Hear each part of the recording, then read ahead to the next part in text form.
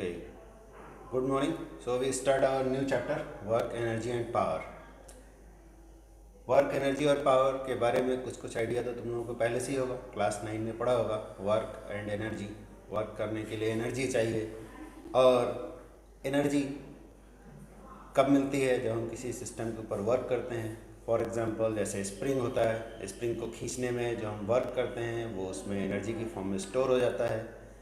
और अगर हमें पत्थर तोड़ना है तो हथौड़े को ऊपर उठाना पड़ेगा, ये भी इसी बात का एग्जांपल है। हथौड़े को ऊपर उठाने के लिए वर्क किया तो हथौड़े के साथ एनर्जी स्टोर हो गई, फिर उस हथौड़े में स्टोर्ड एनर्जी की हेल्प से हम पत्थर तोड़ सकते हैं। और इसी तरह से बहुत सारे एग्जांपल्स हैं जिनमें वर्क और एनर्जी आपस में रिलेटेड होते हैं। इनफैक्ट दोनों एक ही बराबर होते हैं, एक ही चीज़ होते हैं, बस उनका फॉर्म बदल जाता है। तो यही सब इस चैप्टर का डिस्कशन है। पावर का मतलब भी जानते ही हो कि वर्क करने का जो रेट है या एनर्जी कंजम्पशन का जो रेट है उसको बोलते हैं पावर। तो इस चैप्टर में हम लोग यही पढ़ेंगे, एनर्जी के different forms, kinetic energy, potential energy, in fact mechanical energy के बारे में हम लोग पढ़ने वाले हैं ज़्यादातर। तो एनर्जी के जो बाकी फॉर्म्स हैं, सोलर एनर्जी और इलेक्ट्रिकल एनर्जी, ठीक है, वो सब नहीं, यहाँ पढ़ना है मैकेनिकल एनर्जी। तो मैकेनिकल एनर्जी में दो चीज़ें आती हैं, काइनेटिक एनर्जी और पोटेंशियल एनर्जी, ठीक है। तो यही सब इस चैप्टर का हमारा डिस्कशन है। तो शुरुआत करते हैं वर्क डन से। तो वर्क डन क्या होता है, कैसे कैलकुलेट किया जाता है, यहाँ से हम शुरुआत करते हैं। तो जैसा डायग्राम में दिखाई दे रहा है, एक एम मास का एक ब्लॉक हमने ले रखा है और इस ब्लॉक पर एक एफ फोर्स हम लगा रहे हैं और इस ब्लॉक को हमें डिस्प्लेस करना है। ये फोर्स लगा करके ब्लॉक को डिस्प्लेस करना है, यानी इसका पोजीशन चेंज करना है। डिस्प्लेसमेंट का मतलब होता है चेंज इन पोजीशन। तो सपोज इस ब्लॉक को हमें यहाँ से, मान लो ये इसका ए पोजीशन है, ए पोजीशन से हमें सपोज इस जगह पर लाना है ब्लॉक को, ठीक है, नए पोजीशन बी पर लेकर आना है। ये इसका बी पोजीशन है, ठीक है, ब्लॉक को यहाँ लाना है, यानी कि इस पोजीशन से इस पोजीशन तक जो डिस्प्लेसमेंट है इस ब्लॉक का वो इस डायरेक्शन में हुआ, ठीक है। ये इसका डिस्प्लेसमेंट है, डिस्प्लेसमेंट वेक्टर क्वांटिटी है। तो यहाँ से इस पॉइंट से इस पॉइंट तक, यानी ए पोजीशन से बी पोजीशन तक हमें लेकर आना है। तो ये डिस्प्लेसमेंट करने के लिए इस फोर्स ने कितना वर्क किया, ये हमें पता लगाना है। तो उसी को बोलते हैं work done by the force in the direction of displacement. जो तुमने 9 क्लास में पढ़ा था वर्क डन, उसमें सिंपली क्या करते थे कि फोर्स इनटू डिस्प्लेसमेंट कर देते थे, ठीक है। फोर्स इनटू डिस्प्लेसमेंट करके हम अपना 9 क्लास में कैलकुलेट करते थे वर्क डन। लेकिन ये गलत नहीं था, ये अधूरी बात थी। अधूरी बात इसलिए थी क्योंकि यहाँ पे वर्क डन जो निकाला जाता है इसमें साथ में ये भी मेंशन करना होता है work done by the given force in A given direction, यानी एक पर्टिकुलर डायरेक्शन में उस फोर्स ने कितना वर्क किया। यानी कि डिस्प्लेसमेंट जिस डायरेक्शन में हुआ है, ये डिस्प्लेसमेंट का डायरेक्शन है, इस डायरेक्शन में कितना वर्क किया है इस फोर्स ने, ये हमें कैलकुलेट करना है। तो ऐसा इसलिए कहा जा रहा है क्योंकि जो फोर्स है इसके कंपोनेंट्स अगर हम देखें, ये जो डॉटेड लाइंस हमने बना रखे हैं इन डायरेक्शंस में, यानी हॉरिजॉन्टल लाइन, हॉरिजॉन्टल कहना ज़रूरी नहीं है, जिस डायरेक्शन में डिस्प्लेसमेंट है उस डायरेक्शन में एक कंपोनेंट लें इस फोर्स का, और इधर उसके परपेंडिकुलर डायरेक्शन में एक कंपोनेंट लें। तो इस केस में क्या आ रहा है, हॉरिजॉन्टल और वर्टिकल। तो सपोज ये जो फोर्स है ये डिस्प्लेसमेंट वाली डायरेक्शन से थीटा एंगल बनाता है, ठीक है, हॉरिजॉन्टल से थीटा बनाता है ऐसा बोलना ज़रूरी नहीं है, बट इस केस में इस डायग्राम के अकॉर्डिंग हॉरिजॉन्टल दिख रहा है। थीटा एंगल हमें किधर से देखना होता है, फोर्स के डायरेक्शन और डिस्प्लेसमेंट के डायरेक्शन के बीच में एंगल देखना होता है, ठीक है। अगर मान लो डिस्प्लेसमेंट इधर कर रहे होते वर्टिकल डायरेक्शन में तो हम ये वाला थीटा देखते हैं, ठीक है। कौन से डायरेक्शन से थीटा देखना है, डिस्प्लेसमेंट के डायरेक्शन से फोर्स कितना एंगल बना रहा है वो एंगल हमें देखना है। तो डिस्प्लेसमेंट का डायरेक्शन इधर हमने दिखाया था, ये थीटा एंगल फोर्स बना रहा है। फोर्स के अगर कंपोनेंट्स बनाते हैं तो इस डायरेक्शन में, याद रखने के लिए पहले भी बोला था, जिधर थीटा एंगल आ रहा है उधर कॉस कंपोनेंट लिख लो बिना ज़्यादा दिमाग लगाए।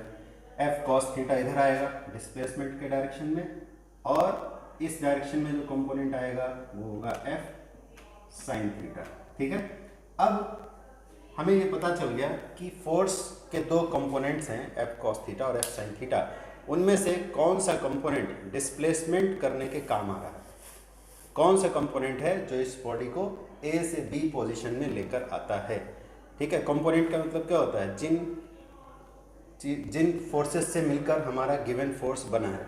तो हमारा given force F cos theta और एफ साइन थीटा से मिलकर बना है, तो एफ कॉस थीटा ही डिस्प्लेसमेंट करने के काम आता है, और फोर्स का जो एफ साइन थीटा कंपोनेंट है वो डिस्प्लेसमेंट में काम नहीं आता है। तो अब हम अगर वर्क डन कैलकुलेट करेंगे अपने 9 क्लास वाले फार्मूला से तो सही आ जाएगा। तो work done by the force F in the direction of displacement जिधर हमें करना है उधर इस फोर्स ने कितना वर्क किया। तो अब अगर हम वर्क कैलकुलेट करेंगे और अपना 9 क्लास वाला फार्मूला यूज करेंगे, फोर्स इनटू डिस्प्लेसमेंट, तब हमारा आंसर एकदम सही आ जाएगा, यानी कि F cos theta into displacement. तो पहले जो हम लोग 9 क्लास में करते थे उसमें फोर्स इनटू डिस्प्लेसमेंट सीधा कर देते थे, वहाँ हम ये नहीं देखते थे। एक्चुअली 9 क्लास में जो क्वेश्चन दिए होते थे, जो प्रॉब्लम्स दिए होते थे, उनमें वही फोर्स दे दिया जाता था डायरेक्ट, जो डिस्प्लेसमेंट के डायरेक्शन में है। बट अब ऐसा नहीं होगा, फोर्स डिस्प्लेसमेंट से किसी दूसरे डायरेक्शन में भी हो सकता है। तो अब अगर हमें वर्क कैलकुलेट करना है तो फोर्स का वो कंपोनेंट लेना पड़ेगा जो डिस्प्लेसमेंट के डायरेक्शन में है। तो यहाँ जैसे हमने एफ कॉस थीटा कंपोनेंट पता कर लिया कि डिस्प्लेसमेंट के डायरेक्शन में कौन सा फोर्स काम आ रहा है, एफ कॉस थीटा, और उसमें फिर डिस्प्लेसमेंट मल्टीप्लाई कर दिया। ठीक है, तो अब F cos theta into D जो हमारा आया है, इसको हम वेक्टर फॉर्म में भी लिख सकते हैं। क्यों लिख सकते हैं? क्योंकि फोर्स भी एक वेक्टर क्वांटिटी है और डिस्प्लेसमेंट भी एक वेक्टर क्वांटिटी है।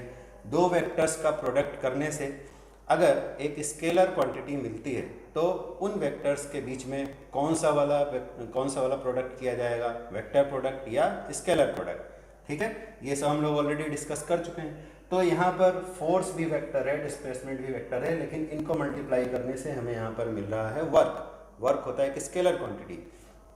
तो दो वेक्टर्स को मल्टीप्लाई करने से अगर एक स्केलर मिलता है तो उनका प्रोडक्ट स्केलर प्रोडक्ट कहलाता है। ठीक है, तो फोर्स वेक्टर है और डिस्प्लेसमेंट वेक्टर है, इनका प्रोडक्ट हमें यहाँ करना है कैसा, स्केलर प्रोडक्ट। ठीक है, तो स्केलर प्रोडक्ट करना है फोर्स और डिस्प्लेसमेंट का। तो कैसे किया जाए, देखो ए वेक्टर और बी वेक्टर का डॉट प्रोडक्ट जब हम करते थे तो क्या लिखते थे, ए बी कॉस थीटा। ठीक है, कॉस थीटा क्या चीज़ होता है, ये जो वेक्टर्स थे हमारे ए और बी, इनके बीच का एंगल होता था थीटा। तो यहाँ भी वही चीज़ है, दो वेक्टर्स हैं, फोर्स वेक्टर और डिस्प्लेसमेंट वेक्टर, उनके बीच में थीटा एंगल है, और एफ कॉस थीटा या कह लो कि F into D cos theta हमें ऑलरेडी यहाँ मिल ही रहा है। तो क्या हम इसको भी बिल्कुल इसी तरह से एफ डॉट डी नहीं लिख सकते? बिल्कुल लिख सकते हैं। ठीक है, तो इसका मतलब हुआ कि वर्क डन की जो फाइनल डेफिनेशन है वो क्या है, वो है work done is equal to F dot D, यानी फोर्स और डिस्प्लेसमेंट वेक्टर का स्केलर प्रोडक्ट। ठीक है, ये हुआ वर्क डन। समझ में आई बात?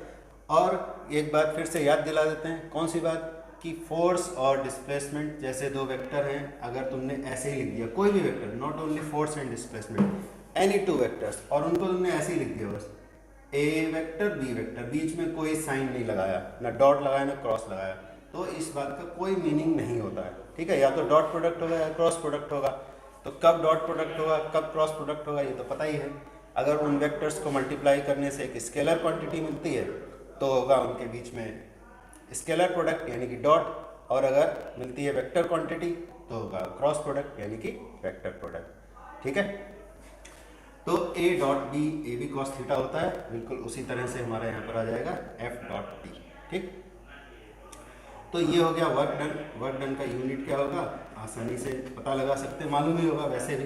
यूनिट क्या होगा, unit of work done, force का यूनिट न्यूटन, डिस्प्लेसमेंट का यूनिट मीटर, तो न्यूटन मीटर ऐसे तो हुआ, बट इसको एसआई सिस्टम में इसको जूल लिखा जाता है, और या तो स्मॉल जे से लिखेंगे, कंप्लीट जूल लिखना है तो स्मॉल जे से लिखेंगे, और अगर सिंबल लिखेंगे तो कैपिटल जे लिखेंगे। ठीक है, ये किसी भी इंसान के नाम से कोई साइंटिस्ट या इन्वेंटर हुए हैं उनके नाम से अगर कोई यूनिट होता है तो ये तरीका है लिखने का। ये ऑलरेडी हम लोग डिस्कस कर चुके हैं फर्स्ट सेकंड चैप्टर में कि अगर सिंबल लिखना है तो हम लिखेंगे कैपिटल लेटर, और अगर हमें कंप्लीट लिखना है यूनिट का नाम तो हम लिखेंगे स्मॉल लेटर। ठीक है।